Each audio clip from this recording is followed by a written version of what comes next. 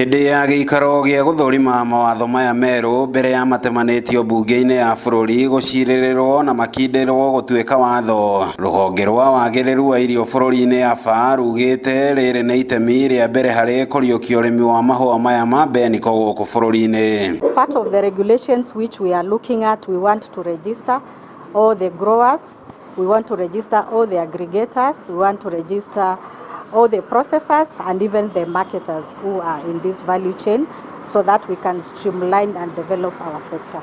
Sio tu kuregulate na kuweza kuinua ukulima wa pyrethrum, ni kuangazia jambo kuu ambalo linahusika na afya yetu, kuhakikisha ile chemicals ambazo tunatumia ama zile chemicals ambazo tunatumia katika ukulima ni chemicals ambazo zimeweza kuangaliwa vyema, zimeweza kuhakikishwa kwamba hazina madhara kwa afya yetu. Nĩ gĩikaro kĩrehete na hamwe thirikari cia matũra iria irĩmaga mahũa maya ma beniko wa arĩmi kuma kaunti-inĩ makĩria ma 5 iria nĩ ngũthi harĩ ũciarithania wa mahũa maya. One of the requirements and commitment in this regulation is that we will be supporting farmers on good agricultural practices to ensure as they produce, as they get the planting materials is of quality and they are able to produce quality product, quality pyrethrum with high pyrethrin contents.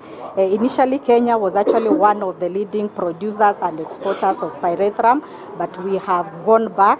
In fact, in the East Africa, in the globally we were leading, and in the East Africa now we've been outcompeted by our neighbors. So we want really to get back our position in terms of being a global leader in production and marketing of pyrethrum.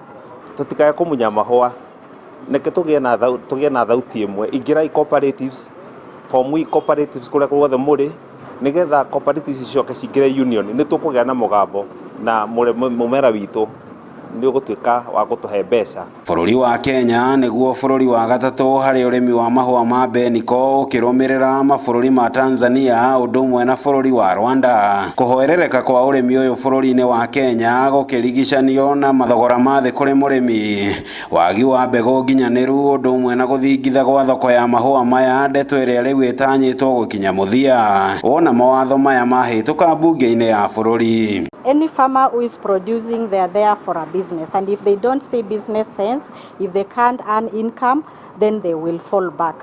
One thing we are going to do, and also through this regulation, we are promoting contractual farmers. We want farmers to be assured that once they produce, they have somewhere where they can sell their products, and also the price is assured. Pricing committee imeweza kuwekwa katika hizo regulations ili kuhakikisha ya kwamba bei ambayo inafikisha mkulima ni bei ambayo inaweza kusupport ile cost ambayo ametumia kukuza mmea na akaweze kupata faida. Contract turorerwo to nicio ituhinyagiriria muno, mwarikia kwandikanira agacoka akagũithia bei. Ngĩribotera Inooro TV kuma kaunti-inĩ ya Naikuru, rĩtwa rĩakwa nĩ Robert wa Maina.